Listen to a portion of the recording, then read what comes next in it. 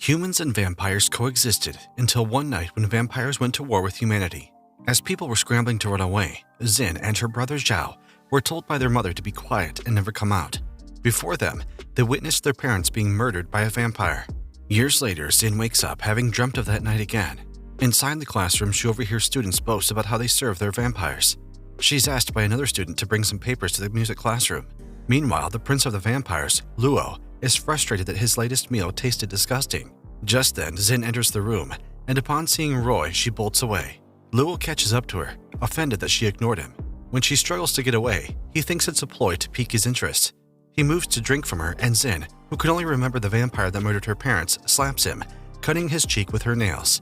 Provoked, he drags her into the school's balcony where he loudly declares that Xin is his enemy. As she runs away, Luo thinks about how much he despises humans for being greedy. Years ago, his brother Day told him that Flay, a blood slave that took care of him, left even though he promised never to leave him. His brother then says vampires and humans can never be together. In the present, he watches Xin being bullied. Her hair reminds him of Flay. She continues to run with no one helping her until she's tripped by someone, before collapsing at the bottom of the stairs.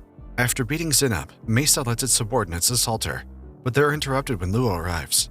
He drives them away and sternly tells Mesa off. When they leave, Luo licks the cut on Xin's forehead, healing it. Luo tells his maids to take care of Xin. Later, Day comments that he's been willful, as Luo is the one who punished the girl, yet was also the one who saved her. He thinks that Xin's hair is reminding him of Flay. When Luo returns to Xin's room, she's missing. Meanwhile, Xin runs, desperately looking for a way out of the woods. The crows that could have been chasing her make her fall off a cliff, but she is saved just in time by Luo. The branch he's holding breaks and the two fall. Luo ends up bleeding, and he tells Xin to get lost as he may end up sucking all her blood. She offers him her blood as she doesn't want to owe a vampire anything. He caresses her body, but he doesn't drink from her, saying it's better if she owes him. Meanwhile, they're being observed by Day from afar. After she escapes from his embrace, he tells her that the forest has a miasma that makes people become lost. As he leads her out of the forest, she yanks her hand from his grip, saying she doesn't like him touching her. He comments that she trembles whenever he touches her and says he likes seeing her fearful expression. She pushes him away before fleeing. Deep in the forest, she sees her brother judge her for being defiled by vampires. Suddenly, she wakes up back in the manor with the window in her room barred off. She demands to be let out, and Luo, who overhears the noise, tells her that after she ran off, the miasma caused her to hallucinate before losing consciousness. She would have died eventually if not for him. She begs him to let her go home. He would if she's going to be his blood slave, or else she can let her brother take her place. He leaves while Xin cries. Meanwhile, Zhao is excited as his sister will be returning from school that day. The women gossip that if it weren't for his severe heart disease, his looks would have taken the liking of many vampire nobles.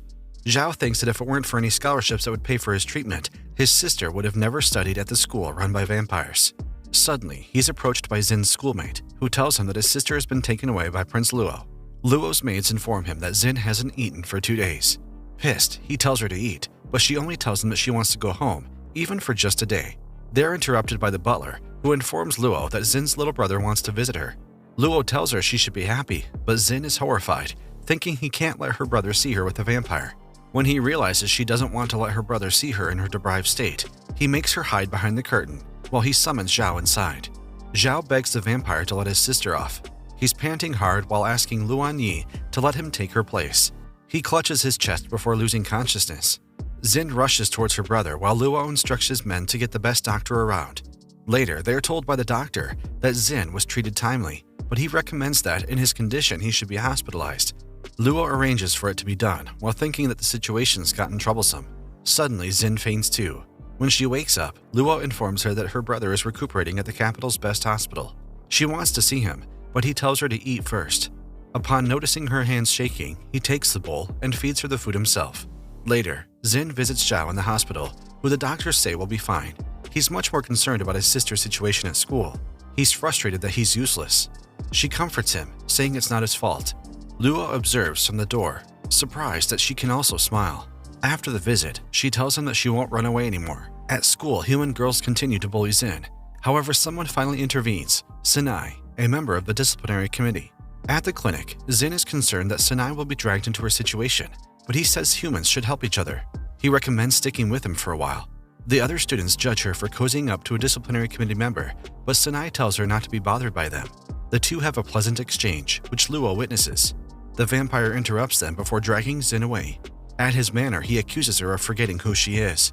He notices the wound on her cheek, and she tells him it's the consequence of him putting a target on her back. Luo gets pissed as he's guilty, which Xin notices. After licking her cheek to heal it, he tells her to take her clothes off. Suddenly, he changes his mind and says that she's punished her a little. If she involves herself with another person, she won't escape the next time. The next day, Sanai approaches Xin again, concerned for her welfare. She avoids him, saying that she doesn't want to involve him. When he notices the puncture wounds on her neck, Xin hurries off. That night, Luo asks her how things went with Sanai, and she replies she stayed away from him. He then drags her to the balcony, where they practice dancing. He tells her that this weekend he will take her to a vampire ball, as he's required to attend with a blood servant. Xin backs away in fear before quickly fleeing. Xin emerges and comments that Luo used to attend balls alone, and he replies that he wants to show her that he can only save her. Meanwhile, Xin reaches the manor's fountain, where she encounters Day. He touches her hair, saying it resembles that of a certain blood servant. He pushes her into the fountain. Day tells Xin that Luo is only interested in her because she resembles Flay, Luo's favorite blood servant when he was still a child, so she should not have expectations. He's telling her about Flay when Luo interrupts him. He tells him to stop saying things behind his back and not to lecture his blood servant. He orders Xin to stand up, offering his hand, which she accepts. As they walk away, Xin's heart is a mess, confused why Luo is gentle with her. He then tells her to be careful around his brother. That night, she dreams of meeting a blonde woman, but she doesn't see her face, nor does she know her name. At school, she receives a phone call from Zhao's doctor, saying her brother is in critical condition. Worried, she rushes outside and begs to be let through the school gates. She's refused as students are required permission from the teachers to leave the campus, but they've all gone home already. She tries to explain her situation, but she's still refused when Sanai suddenly shows up. He advises her to steal Luo's nobility badge, as it can be used as a permit through the gates. As she doesn't want to steal, she says she'll borrow it, but Sanai is convinced that Luo will refuse as the badge is important to a vampire. She asks him why he's helping her, and he replies that he once indirectly caused the death of a friend, so even if he has to risk his life, he'll never let another tragedy happen again. Xin catches Luo before he's to leave, and she tells him that her brother's severely sick, but he only tells her that Zhao is alright. She realizes that Luo doesn't care about her brother. After he leaves, she decides on going with Sanai's plan. With no one to monitor her, she locates the study and takes Luo's badge. She rushes to the gates where she meets Sanai, who volunteers to come with her. With the gate opened, they run outside before Sanai stops and tells her that they're being followed. He tells her to go find Zhao while he stays behind to stop their pursuers. After telling him to be careful, she runs towards the hospital. However, when she arrives, Zhao is alright, making her confused. Xin realizes that the badge is missing. After bidding Zhao farewell, she tries to search for it while thinking she's been tricked. Suddenly, Luo appears, asking her why she's outside the school premises. As she doesn't trust Sanai anymore, she apologizes to Luo and confesses what happened. He then instructs his assistant to fetch his badge and have Sanai investigate it. Once alone, he decides to punish her. He takes her blood while caressing her body. She begs him to let her go, and he replies he needs to call her master first. However, she refuses, much to his dissatisfaction. Xin becomes determined to help find his badge back, as it's all her fault. She then passes out in Luo's arms. When she wakes up, Xin discovers that the day of the banquet has arrived. She goes to find the maids, and she overhears that Luo is being criticized because of her, and with the badge missing, he can't enter the ball. Xin rushes to go to Luo when Xin pulls up beside her. When he discovers that she's on her way to the ball, he offers a ride and even decides to give her a makeover. During the car ride, he explains that the Blood Clan's ball is an occasion to show off the noble's power, and it's very important for Luo, who is a candidate for the Council of Elders. At the ball, Roy is asked for his badge, and the other nobles make fun of him for losing it. The other noble vampires tell Luo that without a badge, he's just a nobody. Just then, he's told that the Hall of Elders calls for him to enter. Before the elders, he's berated for losing his badge, saying his incompetence is deplorable for someone to succeed as an elder. Luo claims it's a plot to question his competency. He tells them he already has a plan and that he will retrieve his badge within 24 hours. Inside the ball, Xin leaves Xin to find Luo. She spots Sanai and she hurries towards him, asking to have a word with him privately. Meanwhile, Xin finds his friend, informing him that the plan is proceeding smoothly. Sanai tells Xin his real name, which is Will. She immediately confronts him, asking if he was the one who took Luo's badge. He tells her to give up because no matter what, Luo's reputation is already stained. However, if she follows him, he's willing to put back some good words for Luo. She pushes him away, but he gets close again, telling her that he'll give back the badge if she becomes his. Just then, Luo arrives and pushes Will away, saying not to touch his woman. Xin is touched, while Luo is stunned by her beauty. Suddenly, an elder, Lord Leonard, arrives, demanding what the commotion is all about. Will rushes to explain just as Luo's badge falls from his pocket.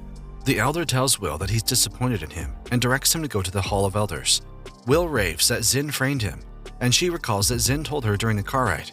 He found Luo's badge in Will's room, and he revealed that he was a vampire who aimed to get close to her. His goal is to become an elder candidate. He then asked her to plant the badge in Will's pocket. As Will continued to accuse Xin, declares that he won't stand having his woman slandered. Will accuses Luo of siding with a human, saying he has no capability of being an elder. Leonard changes his mind and instructs that Will be sent back to the north, where he came from. Luo brings Xin to the fountain, knowing she'd be uncomfortable in a castle full of vampires. He gets embarrassed by his thoughtfulness and says that he's doing it because she helped him. She invites her to dance, and they share an intimate moment. Luo kisses her. Unbeknownst to them, Mesa is watching the whole exchange with tears and hatred in her eyes. Xin pulls away, worried that someone might have seen them. Decides it's time to leave. Meanwhile, Leonard complains to Day that all he's doing is observing his brother from the window when the two of them meet rarely.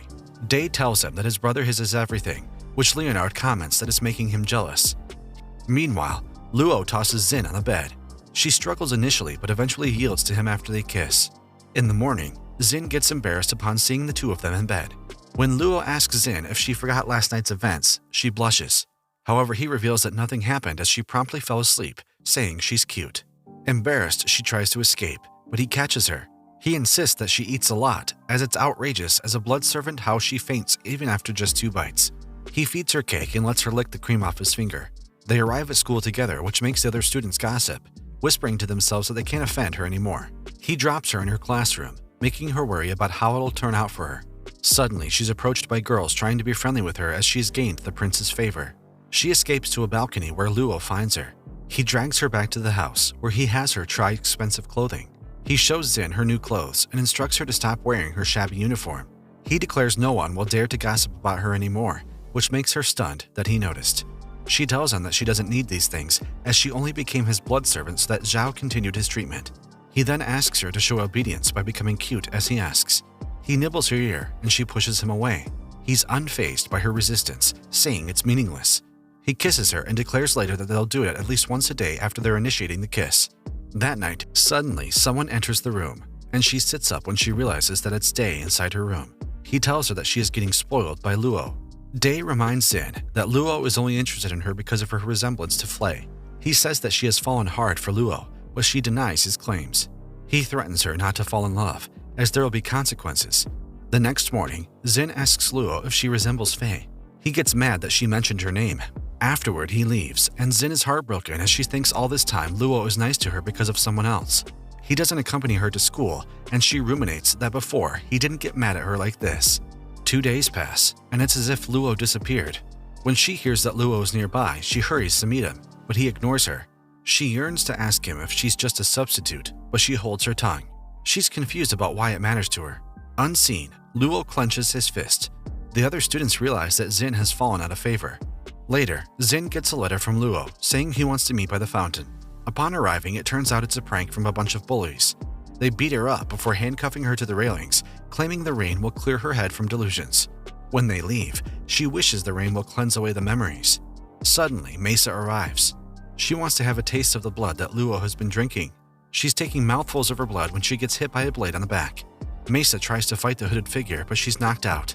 Luo then arrives and kicks the hooded figure. The unknown person escapes. Luo calls Xin's name, but she eventually loses consciousness. The next day, Xin wakes up and sees Luo holding her hand. When she tears up, he says she must be sad that he's been cold to her. She asks him why he saved her, as the other doesn't care about her. He only replies that she's his blood servant. The two share a kiss. Later, a kid bumps into them and asks them for food. Xin, who thinks that Luo will get mad, immediately drags him into a restaurant. Later, she realizes that Luo has arranged for the kid to be given food. The two share a drink, and Luo uses the opportunity to bring their faces close to each other. While in bed, she can't help but think that she doesn't want to know about Luo's past. She asks herself if she has fallen in love with him. Suddenly, the man she's thinking of shows up on her bed, wanting to be praised, which makes Xin giggle. He forgives her for laughing as it's his first time seeing her smile at him. He kisses her before reminding her of their agreement. Xin holds Luo's face and initiates a kiss. Luo still wants more, while Xin wonders to herself who Luo really is. The one who bullied her or the one that cares for her now. The next day, she tells Zin that as she's already healed, she should stop idling at the hospital as she wants to take the exams back at school. Later, Zin takes the exams and thinks she has to do well as she will be paying Luo back Zhao's hospital fees. Suddenly, another student accuses her that she's cheating. She points to a cheat sheet below her desk, and the teacher immediately believes the student. Suddenly, Luo arrives and defends Zin. He drags her onto the balcony and announces to everyone that she is his blood servant and no one is to touch her. Meanwhile, a few people look at them resentfully after his declaration.